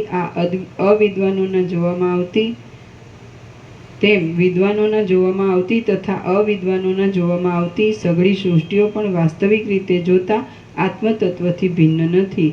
હે રામ, જેમ માળાના મણકાઓમાં દોરો એક જ હોય છે, તેમ સ્થૂળ ભૂતોથી થયેલી દેહાદિકની સૃષ્ટિઓમાં તથા સૂક્ષ્મ ભૂતોથી થયેલી ઇન્દ્રિયાદિકની સૃષ્ટિઓમાં મેલરૂપ માયા એક જ છે અને તે માયા આત્મતત્વમાં કલ્પાયેલી છે. કોઈ સૃષ્ટિમાં પ્રથમ આકાશ સ્થૂળ થાય છે અને તેમાંથી બ્રહ્મા ઉત્પન્ન થાય છે, તેથી બ્રહ્મા આકાશમાંથી થયેલા કહેવાય છે. કોઈ સૃષ્ટિમાં પ્રથમ વાયુ સ્થૂળ થાય છે અને તેમાંથી બ્રહ્મા ઉત્પન્ન થાય છે, માટે બ્રહ્મા વાયુમાંથી થયેલા કહેવાય છે. કોઈ સૃષ્ટિમાં પ્રથમ તેજ સ્થૂળ થાય છે અને તેમાંથી બ્રહ્મા ઉત્પન્ન થાય છે, માટે બ્રહ્મા તૈજસ કહેવાય છે. કોઈ સૃષ્ટિમાં પ્રથમ જળ સ્થૂળ થાય છે અને તેમાંથી બ્રહ્મા ઉત્પન્ન થાય છે, માટે બ્રહ્મા જળમાંથી થયેલા કહેવાય છે. કોઈ સૃષ્ટિમાં પ્રથમ પૃથ્વી સ્થૂળ થાય છે અને તેમાંથી બ્રહ્મા ઉત્પન્ન થાય છે, માટે બ્રહ્મા પાર્થિવ કહેવાય છે. આકાશ આદિ 5 ભૂતોમાં જ્યારે જે એક ભૂત બીજા 4ને દબાવીને અધિક વધે છે, ત્યારે બ્રહ્મા તે વધેલા ભૂતમાંથી જ ઉત્પન્ન થાય છે અને ઉત્પન્ન થઈને તે પછીથી જગતની રચના કરે છે. પૂર્વકલ્પની વાસનાઓના સંસ્કારવાળો બ્રહ્મા કોઈ સમયે જળ વધે તો તેમાંથી, કોઈ સમયે વાયુ વધે તો તેમાંથી, કોઈ સમયે તેજ વધ્યું તો તેમાંથી, અને કોઈ સમયે આકાશ વધ્યું તો તેમાંથી, અને કોઈ સમયે પૃથ્વી વધી તો તેમાંથી પોતાની મેળે જ અકસ્માત ઉત્પન્ન થાય છે. બ્રહ્મા ઉત્પન્ન થયા પછી કોઈ સમયે તેના મોઢામાંથી, કોઈ સમયે તેના પગમાંથી, કોઈ સમયે તેના આગલા ભાગમાંથી, કોઈ સમયે તેના પાછલા ભાગમાંથી, કોઈ સમયે તેના નેત્રમાંથી અને કોઈ સમયે તેના હાથમાંથી પ્રાણીઓ આદિ ઉત્પન્ન થાય છે. કોઈ સૃષ્ટિમાં વિષ્ણુની નાભીમાં કમળ ઉત્પન્ન થાય છે અને કમળમાંથી બ્રહ્મા વૃદ્ધિ પામે છે, તેથી બ્રહ્મા કમળથી ઉત્પન્ન થયેલા પણ કહેવાય છે. પાણીની ચપળ ચક્રીની પેઠે શોભતી આ સૃષ્ટિ માયા છે, સ્વપ્ન જેવી ભ્રાંતિ છે, ભ્રમથી રચાયેલી ફૂદડી જેવી છે અને મનોરાજ્યની જેમ કલ્પિત છે. આવી આ સૃષ્ટિમાં અંદર શું તત્વ છે અને તે થવો કેમ સંભવે, એ કાંઈ પૂછવા જેવું છે? બાળકે મનથી કલ્પેલા રાજ્યમાં અંદર શું તત્વ છે અને તેનું રાજ્ય કેવું થવું સંભવે, એ તે ક્યાંય પૂછાય? કોઈ સમયે શુદ્ધ પરમાત્મામાં મનનો રંગ લાગવાથી સુવર્ણમય જેવું અને જેની અંદર બ્રહ્મા હોય છે એવું ઈંડું પોતાની મેળે ઉત્પન્ન થાય છે. કોઈ સમયે માયાથી કલ્પાયેલો પુરુષ માયાથી કલ્પાયેલા પાણીમાં પોતાનું વીર્ય નાખે છે અને વીર્ય નાખવાને લીધે પાણીમાંથી કમળ અથવા મોટું બ્રહ્માંડ ઉત્પન્ન થાય છે. કોઈ સમયે પૂર્વકલ્પનો સૂર્ય આ કલ્પમાં બ્રહ્મા થાય છે, કોઈ સમયે પૂર્વકલ્પનો વરુણ આ કલ્પમાં બ્રહ્મા થાય છે અને કોઈ સમયે પૂર્વકલ્પનો વાયુ આ કલ્પમાં બ્રહ્મા થાય છે. હે રામ, આ પ્રમાણે આ વિચિત્ર પ્રકારની અનેક સૃષ્ટિઓમાં બ્રહ્માની ઘણી ઘણી વિચિત્ર ઉત્પત્તિઓ થઈ ગઈ છે. બાકી પરમાર્થતઃ એ સૃષ્ટિઓ અસત જ છે. આ સઘળી સૃષ્ટિ કેવી છે તેના ઉદાહરણ માટે મેં તમારી પાસે એક બ્રહ્માની ઉત્પત્તિ કહી અને તેમાં કાંઈ નિયમ જ નથી. આ પ્રમાણે સઘળી સૃષ્ટિઓની સ્થિતિ વિશે સમજી લેવું. આ જે સંસાર છે તે મનનો જ વિલાસ છે, એમ તમને સમજાવવા માટે મેં તમારી પાસે સૃષ્ટિ થવાની પદ્ધતિ કહી. જીવોની સાત્વિક આદિ જે જાતિઓ છે તેઓ પણ આ રીતે જ થયેલી છે એમ સમજવાને સારું પણ તમારી પાસે સૃષ્ટિની એ પદ્ધતિ કહી. વારંવાર સૃષ્ટિ થયા કરે છે, વારંવાર નાશ થયા કરે છે, વારંવાર દુઃખ થયા કરે છે, વારંવાર સુખ થયા કરે છે, વારંવાર જ્ઞાનીઓ થયા કરે છે, વારંવાર અજ્ઞાનીઓ થયા કરે છે, વારંવાર બંધ હોવાની કલ્પનાઓ થાય છે અને વારંવાર મોક્ષ હોવાની કલ્પનાઓ થાય છે. વળી વારંવાર સૃષ્ટિ સંબંધી ભૂત, ભવિષ્ય તથા વર્તમાન પદાર્થોમાં સ્નેહ દ્રષ્ટિઓ થાય છે. જેમ પ્રકાશ કરનારા દીવાઓ વારંવાર ઠરી જાય છે અને વારંવાર પ્રકટ થાય છે, તેમ બ્રહ્માદિકના શરીરો પણ વારંવાર મટી જાય છે અને વારંવાર પ્રકટ થાય છે. દીવાઓની ઉત્પત્તિમાં તથા બ્રહ્માના શરીરોની ઉત્પત્તિમાં અને દીવાઓના વિનાશમાં અને બ્રહ્માના શરીરોના વિનાશમાં કાળની અધિકતા વિના બીજું કશું અંતર નથી. કૌંસમાં દીવાઓ થોડીવાર રહે છે અને થોડીવારમાં નાશ પામે છે અને બ્રહ્માના શરીરો ઘણા કાળ સુધી રહે છે અને ઘણે કાળે નાશ પામે છે. કૌંસ પૂરો. ફરી ફરી સત્યયુગ થાય છે, ત્રેતાયુગ થાય છે, દ્વાપરયુગ થાય છે અને કળિયુગ થાય છે. આ ચક્રની પેઠે જગત વારંવાર આવર્તન પામ્યા જ કરે છે. જેમ પ્રત્યેક પ્રાતઃકાળે વળી દિવસ થાય છે, તેમ પ્રત્યેક સૃષ્ટિમાં વળી મન્વંતરોનો આરંભ થાય છે, વળી કલ્પોની પરંપરાઓ થાય છે તથા તે કાર્યોના આરંભાદિક થાય છે. કાળના દિવસ રાત્રિ પહોર અને ઘડી આદિ અંશોના સપાટામાં આવતું જતું આ સઘળું જગત વારંવાર થાય છે અને તે છતાં કાંઈ પણ વારંવાર થતું નથી. જે પ્રમાણે પથરા આદિના પછાડ વગરના અત્યંત તપેલા લોઢાના ગોળામાં અગ્નિના કણો સ્વાભાવિક રીતે રહે છે. નીચે ટાંચ છે. આ જગતના વારંવાર થવારૂપ જે વાત ચાલે છે તેમાં તેને વચમાં છોડી દઈને હવે પ્રાસંગિક વાત ચલાવે છે. જે પ્રમાણે પથરા આદિના પછાડ વગરના અત્યંત તપેલા લોઢાના ગોળામાં અગ્નિના કણો સ્વાભાવિક રીતે રહે છે તે પ્રમાણે પરબ્રહ્મમાં આ સઘળા પદાર્થો સ્વાભાવિક રીતે સર્વદા રહેલા છે. જેમ વૃક્ષમાં ફળ તથા પુષ્પ આદિ સઘળું કોઈ સમયે ગુપ્ત અને કોઈ સમયે દેખાય એવું રહે છે, તેમ પરબ્રહ્મમાં આ સઘળું જગત ગુપ્ત અને કોઈ સમયે દેખાય એવું રહ્યું છે. આ સઘળું જગત ચૈતન્યના વિવર્તરૂપ છે અને તે વિવર્ત સર્વદા આવા જ આકારવાળો છે. જેમ નેત્રના ઉંચકવાથી ચંદ્રમાં બેપણું પ્રતીત થાય છે, તેમ માયાના સંબંધથી પરમાત્મામાં સૃષ્ટિ ઉત્પન્ન થયેલી પ્રતીત થાય છે. જેમ ચંદ્રમાંથી વિસ્તીર્ણ કિરણો પ્રકટ થાય છે, તેમ પરબ્રહ્મમાંથી આ વિસ્તીર્ણ દેખાવ માત્ર સૃષ્ટિઓ પ્રકટ થાય છે. આ સૃષ્ટિઓ પરબ્રહ્મથી જુદી નથી, તે છતાં અજ્ઞાનને લીધે ન્યારી હોય એવી લાગે છે. હે રામ, સર્વ શક્તિઓવાળા પરબ્રહ્મમાં વાસ્તવિક રીતે અસંગપણું અને અદ્વિતીયપણું છે. એટલા માટે તે પરબ્રહ્મમાં આ સંસાર કદી પણ છે જ નહીં. હે રામ, સર્વ શક્તિઓવાળા પરબ્રહ્મમાં વાસ્તવિક રીતે અસંગપણું અને અદ્વિતીયપણું છે. એટલા માટે તે પરબ્રહ્મમાં આ સંસાર કદી પણ છે જ નહીં. તેમજ હે રામ, પરબ્રહ્મમાં જગત કદી પણ આવા આકારમાં અસંભવવાળું હોય એમ નથી, કારણ કે સર્વશક્તિઓવાળા પરબ્રહ્મમાં જગતનું બીજપણું સર્વદા છે. આ પ્રમાણે છે એટલા માટે અધિષ્ઠાનરૂપ ચૈતન્યની સત્તાથી જ પ્રકાશતો આ સંસાર જ્યાં સુધી તેનું અધિષ્ઠાન નહીં જણાય ત્યાં સુધી રહેશે, અને અધિષ્ઠાન જણાશે ત્યારે નહીં રહે એમ હમણાં કહી શકાય છે અને તેમ કહેવું યોગ્ય છે. હે મહાબુદ્ધિમાન રામ, જ્ઞાનીની દ્રષ્ટિથી આ સઘળું જગત બ્રહ્મ જ છે, એટલા માટે સંસાર છે જ નહીં એમ કહેવું ઘટે છે. હે મહાબુદ્ધિમાન રામ, જ્ઞાનીની દ્રષ્ટિથી આ સઘળું જગત બ્રહ્મ જ છે, એટલા માટે સંસાર છે જ નહીં એમ કહેવું ઘટે છે. અને અજ્ઞાનીની દ્રષ્ટિથી આ સંસાર કદી પણ વિચ્છિન્ન નષ્ટ થતો નથી, એટલા માટે સંસાર ખોટો છતાં પણ સર્વદા છે એમ કહેવું પણ ઘટે છે. હે રઘુનંદન, આ જગત વારંવાર થયા કરે છે, માટે આ જગત કદી પણ આવું ન હોય એમ થતું નથી એમ મીમાંસક લોકોનું નિત્ય પ્રવાહરૂપે માનવું પણ ખોટું કહેવાય એમ નથી. જગતના સર્વ પદાર્થો વીજળીની પેઠે ક્ષણે ક્ષણે નાશ પામવાના સ્વભાવવાળા જોવામાં આવે છે. એટલા માટે આ સઘળું જગત ક્ષણિક છે એમ બૌદ્ધ લોકોનું કહેવું પણ અઘટિત કહી શકાય એમ નથી. ચંદ્ર તથા સૂર્ય આદિના પ્રકાશવાળી સઘળી દિશાઓમાં પર્વતો, પૃથ્વી તથા સમુદ્રો આદિ સ્થિર જોવામાં આવે છે. એટલા માટે આ સઘળું જગત પોતાની જુદી સત્તાવાળું છે એમ સાંખ્ય લોકોનું માનવું પણ સાચા જેવું છે.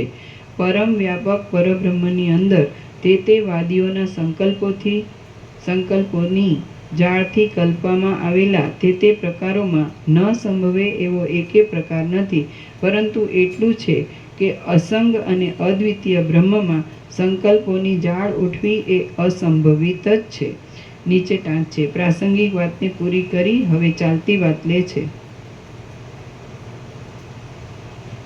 આ સઘળું જગત અને જન્મ મરણ વારંવાર થયા કરે છે. સુખ દુઃખો વારંવાર થયા કરે છે. સાધનો અને કર્મો વારંવાર થયા કરે છે. દિશાઓ વારંવાર થયા કરે છે. આકાશ વારંવાર થયા કરે છે. સમુદ્રો વારંવાર થયા કરે છે અને પર્વતો પણ વારંવાર થયા કરે છે. જેમ અનેક છિદ્રોવાળા ઘરોમાં એક જ સૂર્યની પ્રભા અનેક રૂપે ઉદય પામે છે, તેમ બ્રહ્મમાં વારંવાર અનેક રૂપે સૃષ્ટિ ઉદય પામે છે. વળી તે દૈત્યો થાય છે, વળી દેવો થાય છે, વળી લોકાંતરોની રચનાઓ થાય છે, વળી સ્વર્ગની તથા મોક્ષની ઈચ્છાઓ થાય છે, વળી ઇન્દ્ર થાય છે અને ચંદ્ર પણ થાય છે, વળી નારાયણ દેવ થાય છે, દાનવો આદિ થાય છે, દિશાઓ થાય છે, અને વળી તે દિશાઓમાં સુંદર ચંદ્ર, સૂર્ય, વરુણ તથા પવન ચાલવા માંડે છે. વળી મેરુ પર્વતરૂપી ડોડીવાળી, સહ્યાદ્રીરૂપી કેસરાવાળી અને અદ્રષ્ટોરૂપી મકરંદોથી ભરપૂર રહેનારી આ ઉભય લોકરૂપી પૃથ્વી તથા આકાશરૂપ કમલીની પ્રફુલ્લિત થાય છે. વળી સૂર્યરૂપી કેસરી સિંહ આકાશરૂપી વનને દબાવે છે અને પોતાના કિરણોરૂપી નખોના સમૂહોથી અંધકારો રૂપી હાથીઓની ઘટાઓને ભેદી નાખવા સારું છલાંગ મારે છે. વળી ચંદ્ર ચલાયમાન થતી સ્વચ્છ મંજરીના જેવી સુંદરતા ધરાવનારા પોતાના કિરણો પ્રસારે છે અને દિશાઓ રૂપી સ્ત્રીઓના મુખોને શોભાવનારા સુખદાયી અમૃતને વધારવા માંડે છે. વળી સ્વર્ગરૂપી વૃક્ષોમાંથી પુણ્યોના ક્ષયરૂપી પવને છૂટા પાડેલા દેવતાઓ રૂપી પુષ્પોના સમૂહો વારંવાર વીંખાઈને ધરતી પર પડવા લાગે છે. વળી કાળરૂપી તેતર પક્ષી કર્મોરૂપી પાંખોથી સંસારના આરંભરૂપી કાંઈ ફડફડાટ કરીને ચાલવા લાગે છે. એક ઇન્દ્રરૂપી ભ્રમર જતો રહ્યા પછી વળી બીજા ઇન્દ્રરૂપી ભ્રમરો નવી સામગ્રીઓ ગોઠવીને સ્વર્ગરૂપી કમળમાં આવે છે. વળી જેમ પ્રલયકાળનો પવન વિષ્ણુ સહિત સમુદ્રને મેલો કરી નાખે છે, તેમ સત્યયુગે પવિત્ર કરેલા કાળને કળિયુગ મેલો કરી નાખે છે. વળી કાળરૂપી કુંભાર અનેક પ્રાણીઓ રૂપી શરાવડા બનાવે છે અને કલ્પરૂપી ચાકડાને વેગથી નિરંતર ફેરવવા માંડે છે. વળી જેમાં પૂર્વના અભ્યાસ પ્રમાણે સંકલ્પો થાય છે એવું જગત સુકાઈ જતા વનની પેઠે સારી સ્થિતિ વિનાનું થઈને રસરહિત થઈ જાય છે. વળી સૂર્યોના તથા અગ્નિઓના સમૂહોથી બળી ગયેલા અનંત શરીરોવાળું અને સર્વ પ્રાણીઓના અસ્થિઓથી ભરેલું જગત સ્મશાન જેવું થઈ જાય છે. વળી મેરુ આદિ પર્વતોના જેવા મોટા પ્રલયના વાદળાઓના વરસાદોથી જગત સમુદ્રમય થઈ જાય છે અને તે જળમાં નાચતા ધોળી કાંતિવાળા મહારુદ્ર તે જળના ફીણના મોટા પુંજ જેવા લાગે છે. વળી વાયુ વિનાનું જળ વગરનું અને સઘળી વસ્તુઓથી ખાલી થયેલું બ્રહ્માંડ આકાશની પેઠે અપૂર્વ જેવા શૂન્યપણાને પ્રાપ્ત થાય છે.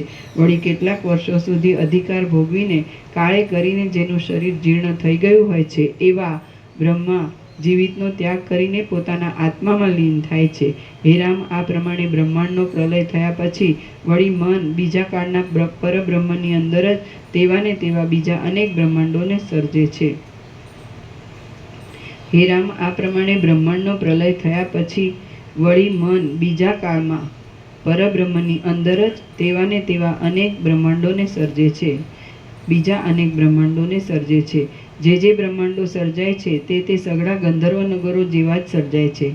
હે રામ, ફરી સૃષ્ટિનો આરંભ થાય છે, વળી સર્વ પદાર્થોની ઉત્પત્તિ થાય છે અને ફરી પાછો પ્રલય થતાં સર્વનો નાશ થાય છે. એ રીતે આ સઘળું ચક્રની પેઠે ફર્યા કરે છે. હે રામ, આ લાંબા ભ્રમરૂપ મહામાયાના આડંબરમાં આ સાચું છે અને આ ખોટું છે એમ કયો નિર્ણય કરવાનો હોય અને નિર્ણય કરીને શું કહી શકાય? હે રામ, આ સંસારરૂપી ચક્ર દાસુર નામના બ્રાહ્મણે કહેલી રાજાની આખ્યાયિકાની પેઠે કલ્પનાથી રચાયેલા આકારવાળું છે, વસ્તુ વગરનું છે અને વાસ્તવિક રીતે છે જ નહીં. આ જગત અજ્ઞાનથી ઉદય પામેલા બે ચંદ્રના ભ્રમ સમાન વિકલ્પોથી અવિચ્છિન્ન પ્રવાહની જેમ વિસ્તીર્ણ થયેલું છે. જે કરતા વિદ્યમાન જ નથી તેણે તે બનાવેલું છે. અધિષ્ઠાન રૂપ બ્રહ્મની સત્તાથી જ તે રહેલું છે. તો હવે તમને શા કારણથી મોહ રહે છે? તમે જે મોહનું કારણ ધારો છો તે છે જ નહીં અને જે છે તે અખંડ બ્રહ્મ જ છે. માટે કારણ વગરનો આ તમારો મોહ યોગ્ય નથી. શ્રી યોગ વાસિષ્ઠ મહારામાયણમાં સ્થિતિ પ્રકરણનો જગત વાસ નિર્ણય યોગોપદેશ નામનો સર્ગ 47મો સમાપ્ત.